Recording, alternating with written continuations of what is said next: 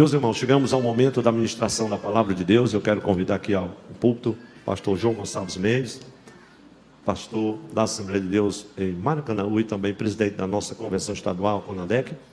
Eu convidei, gentilmente aceitou o convite, assim como sempre nos convida para estarmos cooperando nas escolas bíblicas da nossa convenção. E o pastor João agora vai transmitir a palavra de Deus em nome de Jesus. Meu pastor. Eu saúdo a todos com a paz do Senhor. Amém. Devo dizer da minha gratidão a Deus, o meu contentamento em poder estar aqui nesta noite, atendendo o convite do amado pastor, para tomar parte desta celebração e, inclusive, com a grata satisfação de vos dizer uma palavra da parte de Deus. Vamos ler a Bíblia Sagrada no Evangelho conforme escreveu João, no capítulo 17, os versos do 22 ao 26.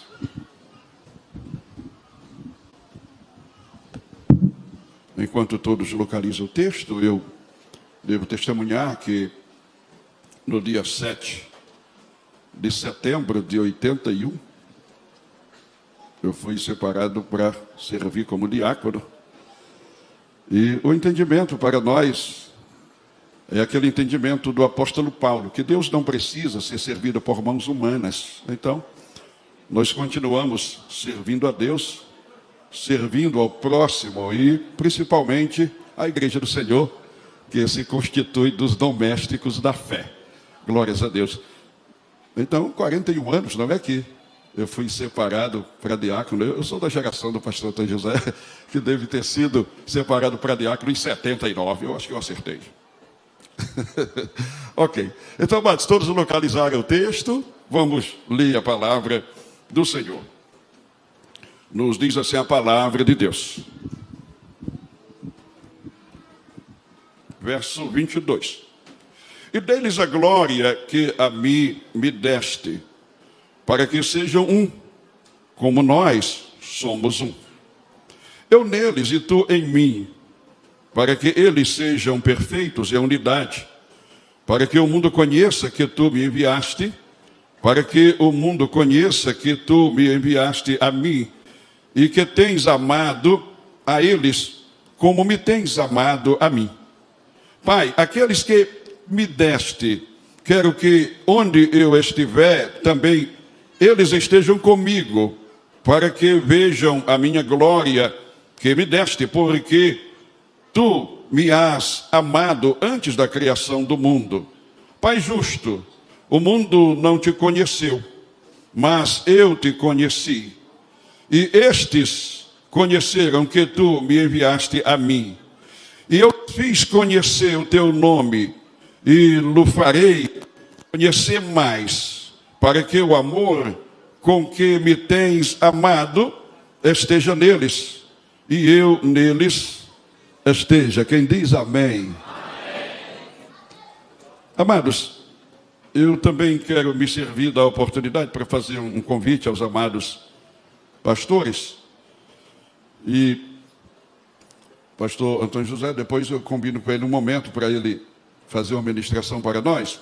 É que no dia 28 de setembro, nós estaremos celebrando um dia de escola bíblica da Umadene, dia 28 de setembro. Nós teremos 2 aulas pela manhã, 2 à tarde, e grande culto à noite, com a rica mensagem da palavra de Deus. O evento vai acontecer no centro de eventos da CONADEC, e tem motivos que se somam, como, por exemplo, o aniversário natalício do pastor Eliakim Rodrigues, que vai estar completando 71 anos de idade, e eu estarei agradecendo a Deus, juntamente com os amados, que estarei completando 64 anos. Então, nós vamos ter um dia festivo. À noite teremos a participação da igreja de Maracanã e também de Pacajus.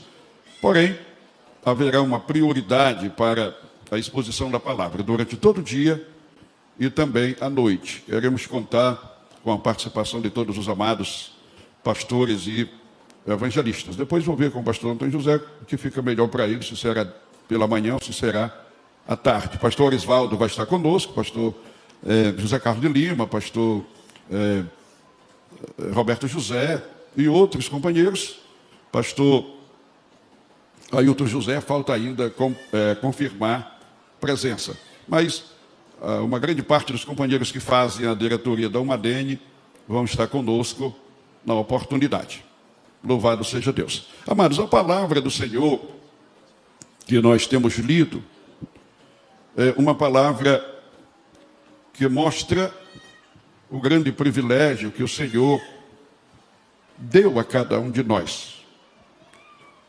O grande privilégio de sermos filhos de Deus e de termos uma vida de comunhão com o grande Deus e com seu Filho Jesus Cristo. Penso que se cada cristão tomasse em consideração a honra, a grandeza que é ser um filho de Deus, ser um membro do corpo do Senhor, ter uma vida de comunhão com o ser divino, a igreja do Senhor aqui na terra, sem dúvida alguma, teria uma marcha mais avante e nós cristãos seríamos muito mais radiantes pela glória que o Senhor oferece a cada um de nós. Infelizmente, muita gente não atenta para esta verdade, não toma em consideração e, portanto, não vive a realidade que é a grandeza da vida cristã que o Senhor Jesus propõe, oferece, faz acontecer graciosamente no ser de cada um de nós. O Senhor Jesus, ele está conversando com o Pai em oração. E em dado momento, nesta oração, ele faz a afirmação de que o Pai deve estar nele, ele deve estar no Pai. Então, ele e o Pai devem estar também em nós.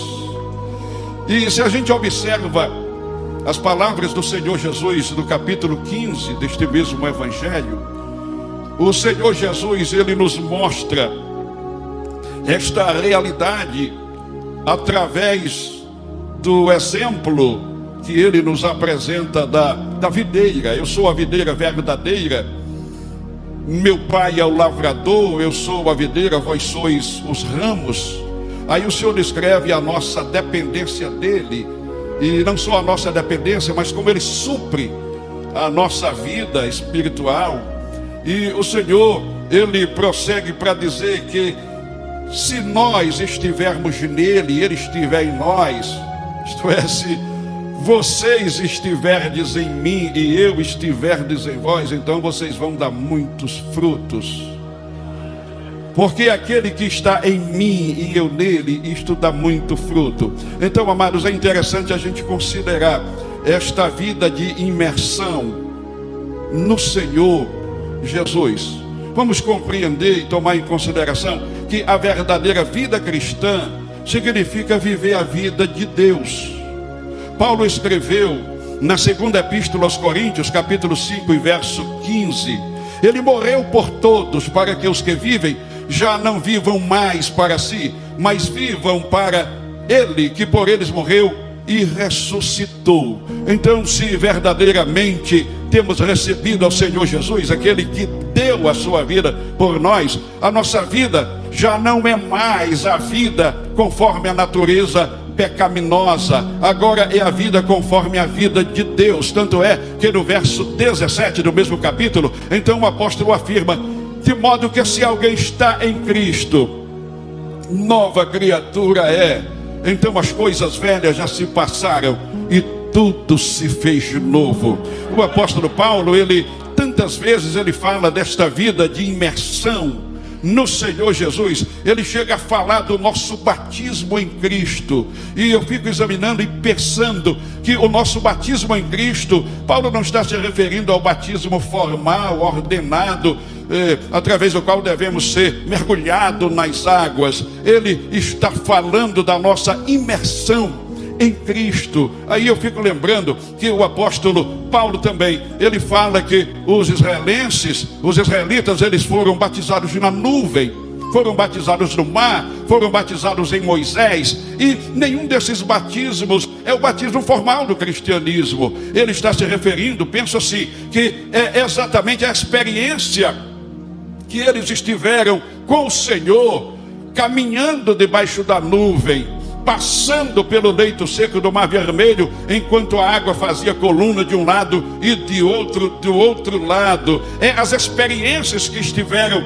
do grande poder de Deus, juntamente com o grande líder Moisés. Então, o batismo em Cristo, para mim, fica o entendimento de que não é o batismo formal, conforme a ordenança do Senhor, mas é a nossa imersão nele, quando na verdade o Senhor passou a viver em nós e nós passamos a viver nele. É assim que o apóstolo Paulo afirma: já não vivo eu, mas é Cristo que vive em mim. Glórias ao nome do Senhor. Esta deve ser a minha vitória e a vitória de cada um dos meus irmãos e das minhas irmãs. É a nossa vitória, porque é a glória de Deus em nós, Cristo em nós e nós nele, e assim nós seremos vitoriosos. Bendito é o nome do Senhor. Seremos assim reconhecidos nos céus e na terra como o reino inabalável de Deus. O autor aos Hebreus nos diz: pelo que tendo recebido o reino que não pode ser abalado, retenhamos a graça mediante a qual sirvamos a Deus agradavelmente, com reverência e santo temor, porque o nosso Deus é um fogo consumidor. Quem entende e recebe as palavras do Senhor, exalte e bendiz o nome do Senhor Jesus. Amados, devo lembrar ainda, para concluir este momento, que posso considerar uma introdução, apesar de longa, mas vamos lembrar as palavras do Senhor Jesus, no capítulo 14 do Evangelho de João, e o verso 23. O Senhor, ele fala, e João faz registro das seguintes palavras: se alguém me ama, guardará a minha palavra, meu Pai o amará, então eu e meu Pai viremos para ele e faremos nele morada. Então eu insisto que o nosso tema nos traz a oportunidade de refletirmos sobre esta imersão de Cristo em nós e nós em Cristo. É o Senhor em nós e nós nele. É nós vivendo a vida dele e ele presente em nós para nos dar a vida abundante. E é deste modo que verdadeiramente seremos mais do que vencedores. Considerem comigo pelo menos alguns segundos o Pai e o Filho e o Espírito Santo habitando em nós. Então nós seremos verdadeiramente o reino inabalável de Deus. E assim nós seremos mais do que vencedores. Quem recebe esta palavra e pode se alegrar, glorifica o nome do Senhor, porque o Senhor nos deu este grandioso privilégio. Amados, prosseguindo e permanecendo neste entendimento de vivermos a vida de Deus. E por que insistir nesta linha de entendimento? É porque ninguém vai construir a unidade se não tiver uma conversão genuína. Porque ninguém vai viver a vida de Deus sem a conversão genuína. E é exatamente a conversão genuína, real, verdadeira, que nos faz, como Pedro bem nos afirma, participantes da natureza divina. Por quê? Porque a construção da unidade, ela ocorre mediante o desenvolvimento prático do amor. E o amor, conforme Deus, é uma operação do Espírito Santo em nós, é fruto do Espírito. E este fruto ele só desenvolve no ser de quem verdadeiramente é filho de Deus. Existem privilégios proclamados na Bíblia Sagrada que são exclusivos dos filhos de Deus. Existem exigências proclamadas na Bíblia Sagrada que também são exclusividades dos filhos de Deus. Então, unidade é exigência de Cristo para os filhos de Deus que compõem a igreja. E quem compõe a igreja são filhos de Deus. Parece até uma redundância no que estou falando, mas é verdade. Ninguém é participante do corpo de Cristo se não for filho de Deus. E ninguém é filho de Deus se não estiver verdadeiramente convertido, se não houver a experiência de uma conversão genuína. Tiago, no capítulo 1, verso 18, ele diz que o Senhor, por sua vontade, nos gerou de novo pela palavra da verdade e nos deu a primazia diante das demais criaturas. Então ele está falando do milagre da conversão que o Senhor operou em nós e da grandeza do privilégio de sermos filhos de Deus. O apóstolo Pedro, na sua segunda epístola, no capítulo de número 1, versos 3 e 4, ele nos dá a seguinte orientação: que o Senhor, por sua bondade, Ele já nos deu tudo o que necessitamos para uma vida piedosa, pois Ele já nos fez escapar da corrupção que há no mundo e nos fez participantes da natureza de Deus. Aliás, é mais do que uma orientação. Ele argumenta sobre os feitos do Senhor em nós, a operação de Deus em nós, as grandiosas e preciosíssimas promessas que o Senhor fez já se cumprir em nossas vidas. E é bom considerar intensamente esta verdade. Pela operação de Deus em nós, Ele já nos fez participante da natureza de Deus. Ele nos converteu, pois Ele já nos libertou da corrupção que destrói no mundo. Então Ele já nos deu um honroso privilégio de termos a vida de Deus em nós, inclusive a participação em sua natureza, o que nos faz viver conforme as virtudes do próprio Deus. Vamos considerar a construção da unidade. Digo outra vez, só será feita pelos filhos de Deus, entendendo que os filhos de Deus são pessoas verdadeiramente convertidas, pessoas que têm em si a natureza divina. Mas pastor, isso é muito difícil. Eu sei que é até impossível para nós, mas o Senhor quis fazer assim. Tiago diz que foi por sua vontade. O Senhor quis fazer e Ele fez. Ele nos gerou de novo pela palavra da verdade. Repito este lindo verso: e nos deu a primazia diante das demais criaturas. Vamos prosseguir e vamos ver uma boa orientação do apóstolo. Ele faz a afirmação, então, de que quem tem já a natureza divina não pode ser uma pessoa negligente, não pode ser indiferente, não pode ser descuidada. Então ele recomenda que devemos nos utilizar de toda a diligência, de toda a atenção, de toda a devoção, de toda a aplicação,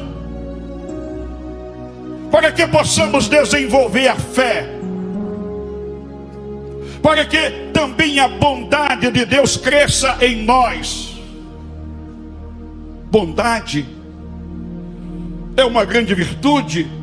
Quando Paulo fala do fruto do Espírito, ele apresenta que o fruto do Espírito, que é o amor, também é a bondade, inclusive a benignidade, a longanimidade.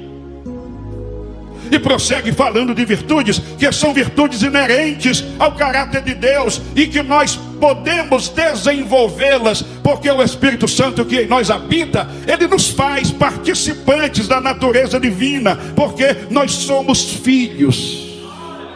E filhos participam da natureza dos pais. E nós participamos da natureza de Deus.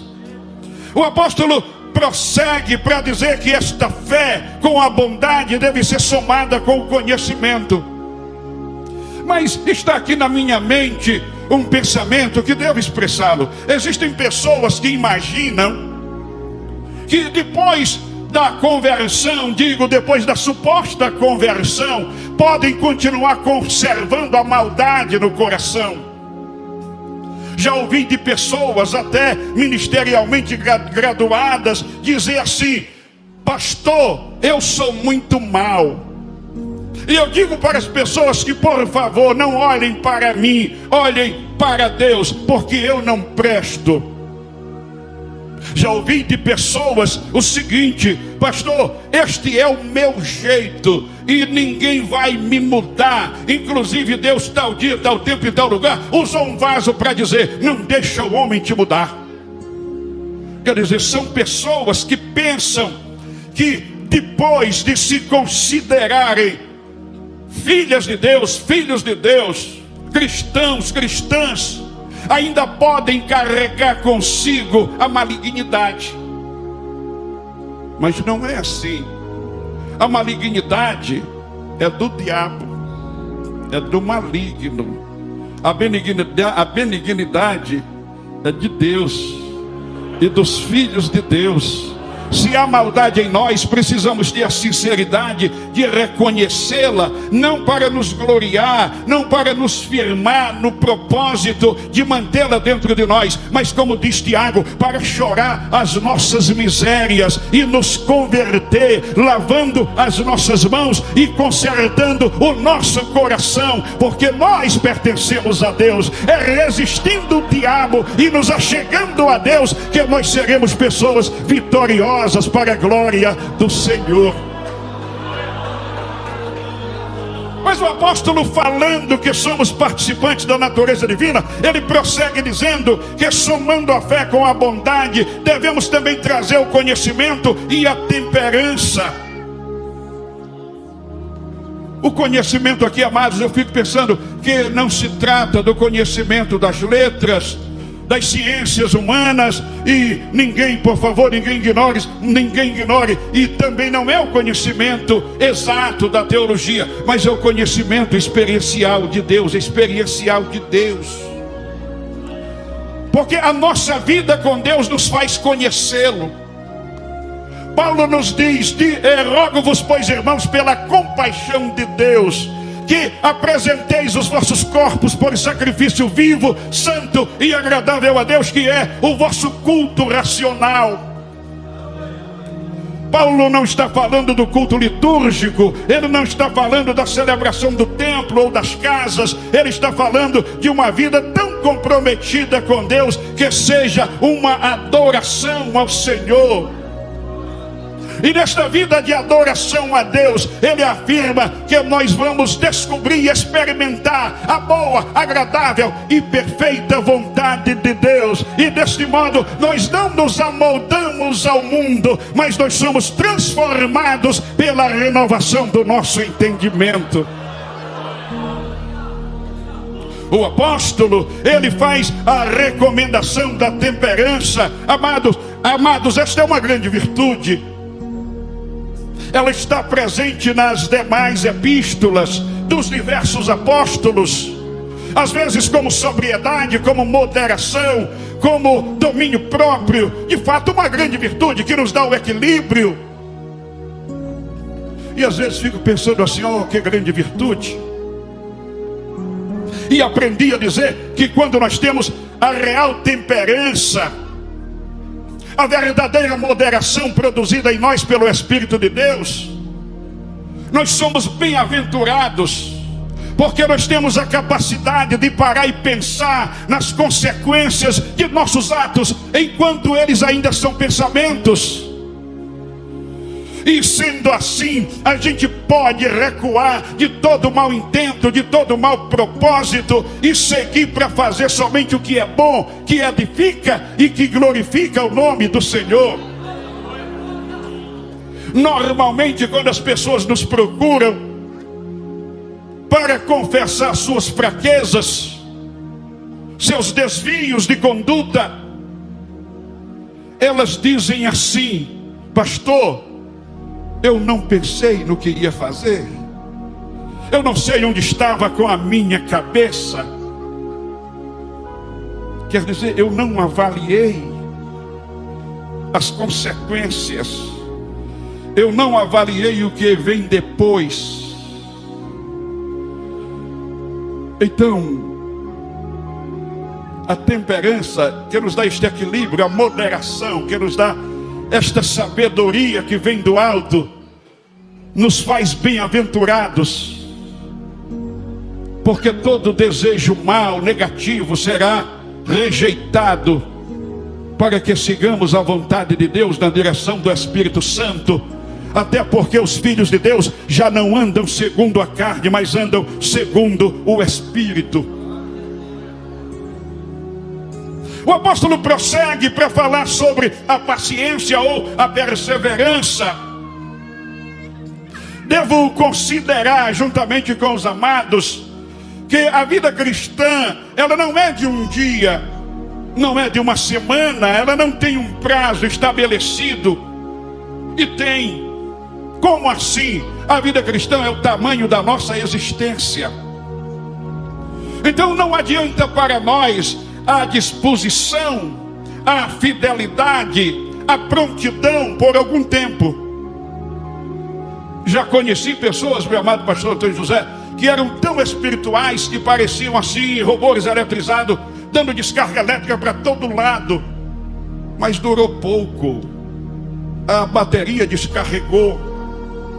Não vale a pena assim. E qual é o tamanho da nossa jornada, da nossa caminhada? Quanto tempo deve durar?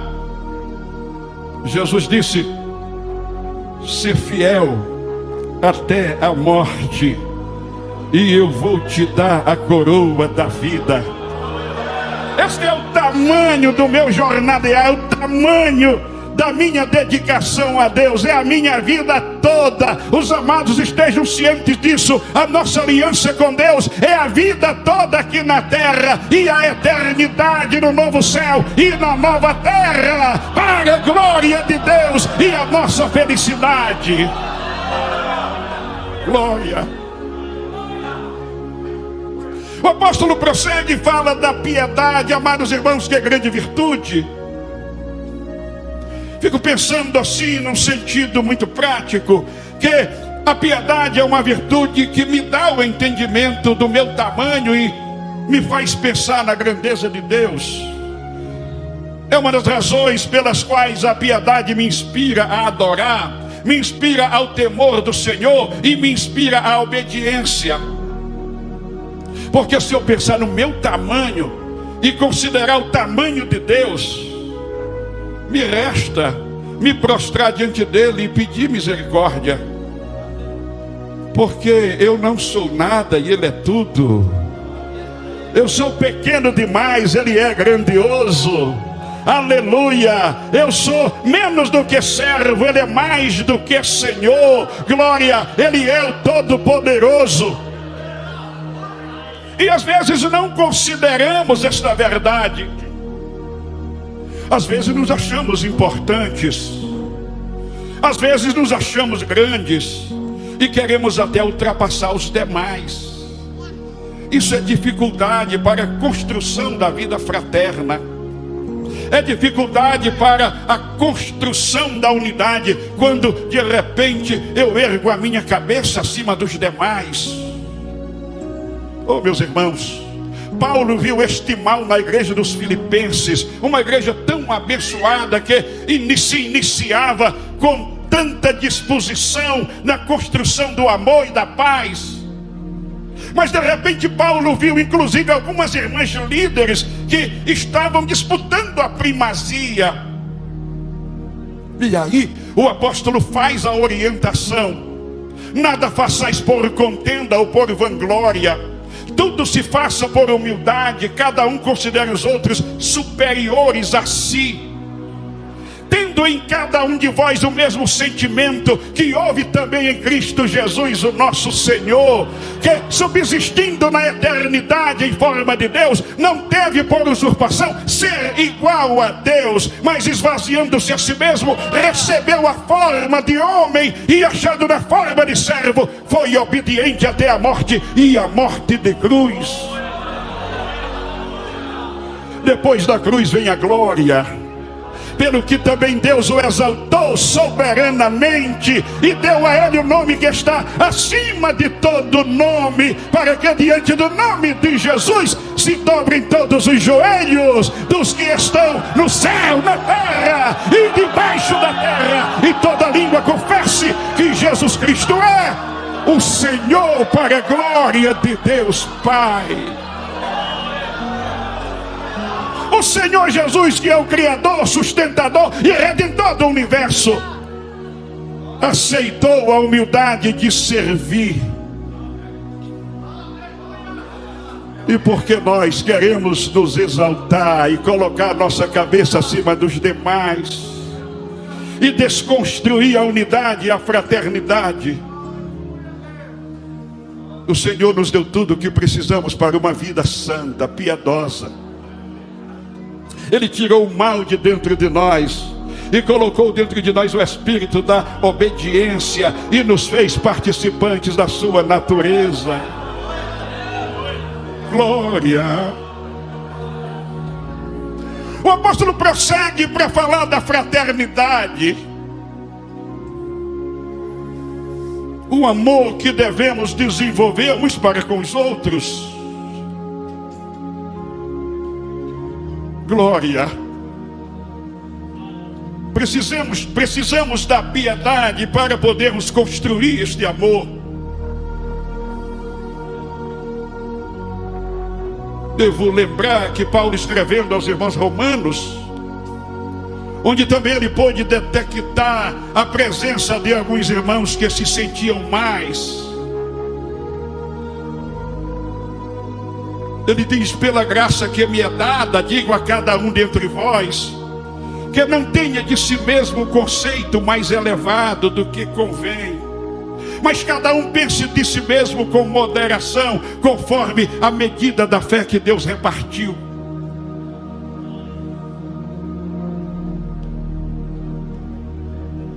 Pois a exaltação pessoal, a vontade de querer ser mais do que os demais, é um obstáculo à fraternidade. É um obstáculo à fraternidade, é um obstáculo à unidade. E o que somos? Somos conservos uns dos outros, servos do mesmo Senhor, que nos deu as maiores lições de humildade que uma pessoa pode dar. Aprendam de mim, porque sou manso, sou humilde de coração, e achareis descanso para as vossas almas, diz o Senhor Jesus.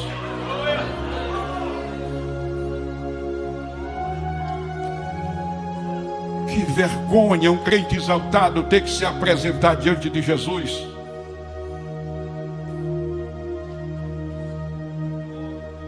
Que vergonha para um crente que quer ser mais do que os outros, se apresentar diante do seu Senhor, que disse: o Filho do Homem não veio para ser servido, mas veio para servir e dar a sua vida em favor dos outros. Amado, Jesus é a nossa inspiração, é o nosso padrão, é o nosso modelo. Se Ele não é a minha inspiração, eu não sou cristão. Se ele não é o meu exemplo, eu posso ser muita coisa menos cristão. Se ele não é o meu padrão de vida, se ele não é exatamente a minha orientação, posso ser muitas coisas menos filho de Deus. Quem somos nós? Conservo uns dos outros e todos juntos servos do Senhor.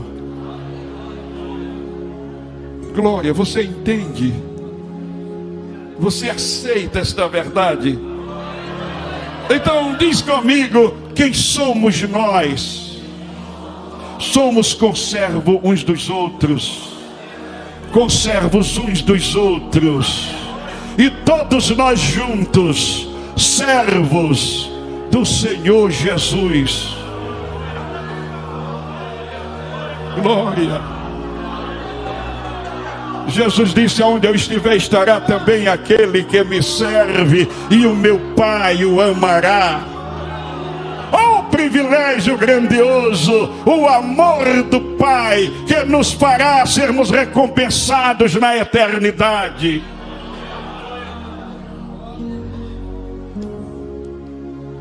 Por último, o apóstolo, ele diz: traz todas estas virtudes e soma com o amor. O amor. Sabe, amados, às vezes eu fico impressionado com as palavras de João, o apóstolo amado, tão amoroso, que se dirige aos seus destinatários, chamando-os de filhinhos. Mas ele diz para os filhinhos que se alguém não ama, é mentiroso. Se alguém não ama, permanece nas trevas. Se alguém não ama, nunca viu a Deus. Se alguém não ama, é filho do diabo. Se alguém não ama, não conhece a Deus. Mas diz também: mas se andarmos na luz, como Ele na luz está, nós temos comunhão uns com os outros, e o sangue de Jesus Cristo, seu Filho, nos purifica de todo pecado. As afirmações bíblicas são muitas em nos exortar, nos ensinando que a vida verdadeiramente transformada, o cristão verdadeiramente convertido ao Senhor, vive para Cristo, vive a vida de Deus, está em Cristo, anda com Cristo, anda na luz. Porque a vereda do justo, Provérbios 4:18 nos diz: a vereda do justo é como a luz da aurora, é o amanhecer do dia, que vai brilhando mais e mais até ser dia perfeito. Como está você? Você está melhorando na vida cristã? Ou você empacou e disse: daqui eu não sigo adiante, daqui eu não mudo mais? Diz como aquela irmã e como aquele irmão: o vaso até disse, não deixa o homem te mudar. Você está empacado no caminho, pelo amor de Deus, tira este embaraço, segue adiante, porque a vereda do justo é como o amanhecer do dia, que vai brilhando mais e mais até ser dia perfeito. Paulo nos fala da necessidade do desenvolvimento sempre, cuja a medida, a estatura é o próprio Cristo, até que cheguemos à estatura de varão perfeito. O ímpio é o contrário. O ímpio anda na escuridão, ele não sabe em que tropeça, está perdido. Mas o justo anda na luz, anda na luz. Paulo diz aos irmãos Efésios: antes vocês eram trevas, mas agora vocês são luz no Senhor, andem como filhos da luz. Louvado é o nome do Senhor. A palavra nos orienta que devemos andar como o Senhor Jesus andou, devemos estar revestidos de Cristo. Revestidos de Cristo. Amados, este é um privilégio inefável, indizível. O Senhor Jesus, Ele se propõe a habitar em nós e nos revestir. Aceita que estejamos nele.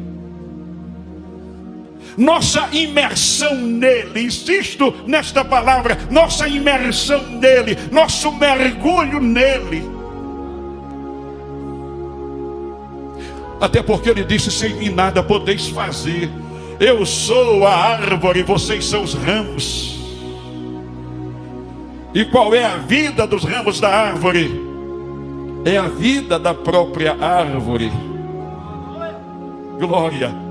E assim é a nossa vida é a vida de Deus, é a vida de Cristo. Nós não temos vida independente dele, ou nós estamos ligados a ele, ou estamos mortos. O Senhor Jesus diz em João 15:7: se vós estiverdes em mim e as minhas palavras estiverem em vós, pedireis tudo o que quiserdes e vos será feito. Glória. Ele insiste e fala que tem um mandamento para aqueles que vivem nele. E o mandamento dele para aqueles que vivem a vida dele está aqui no verso 12 do capítulo 15. O meu mandamento é este: que vos ameis uns aos outros, assim como eu vos amei. Então é assim que se constrói fraternidade e unidade. Mas meio minuto para dizer: não pode haver fraternidade nem unidade se não houver conversão genuína.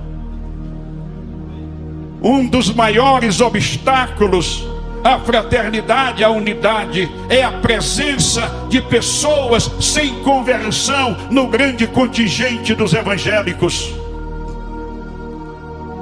Rubens Lopes já dizia: a marcha da igreja estaria muito mais avançada se não fosse tanto sal sem sabor atirado à beira da estrada e tantas lâmpadas apagadas nos seus lugares. Ah, mas eu não posso consertar o mundo. Não podemos, é verdade. Não posso consertar o Brasil, também não. Não posso consertar o Ceará, também não. A Conadec, também não. A igreja de Maracanaú, também não. Mas eu posso consertar a minha vida diante de Deus.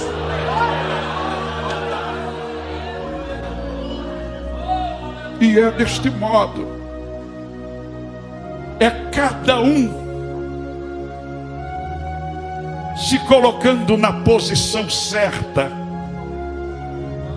É cada um desempenhando o papel de lâmpada no velador. É cada um desenvolvendo a missão de sal da terra. Glória.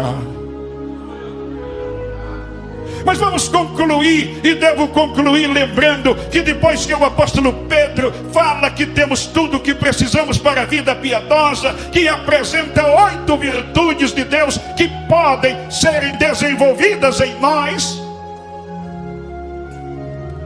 ele diz: porque se essas virtudes existirem em vós e forem desenvolvendo, vocês não serão inúteis, não serão infrutíferos, não serão estéreis, mas terão desenvolvimento no pleno conhecimento de nosso Senhor e Salvador Jesus Cristo. Mas se em vós não existirem estas virtudes, vocês já morreram, são ingratos, porque são cegos e já se esqueceram do perdão dos antigos pecados. Então, amados, devo entender que as virtudes aqui apresentadas, elas são vitais. São questão de vida e morte. É delas para viver e não delas para morrer.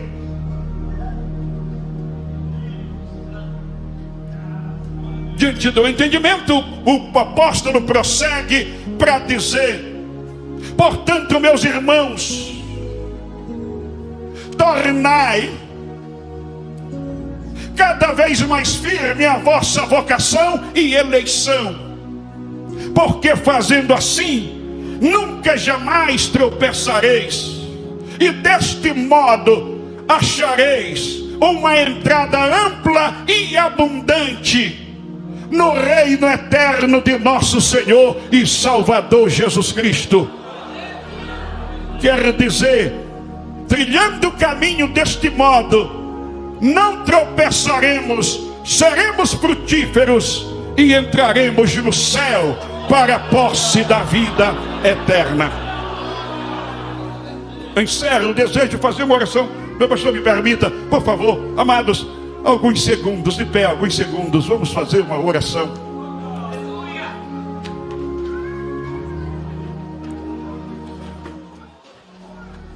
Quem entende esta palavra, levanta-se a mão ao céu. Quem recebe, se puder, levanta outra mão. Alguns segundos com as mãos levantadas para Deus. Agradece ao Senhor, porque Ele já tirou o mal de dentro de você e fez você participante da natureza de Deus. Pai, eu te agradeço pelo teu povo reunido, pela tua presença, pela alegria, o gozo que o Senhor tem produzido em cada coração. Pai, te agradeço pela tua palavra, te agradeço pelos feitos do Senhor, pois o Senhor já nos regenerou, o Senhor já nos tirou do império das trevas e nos colocou no reino do Filho amado.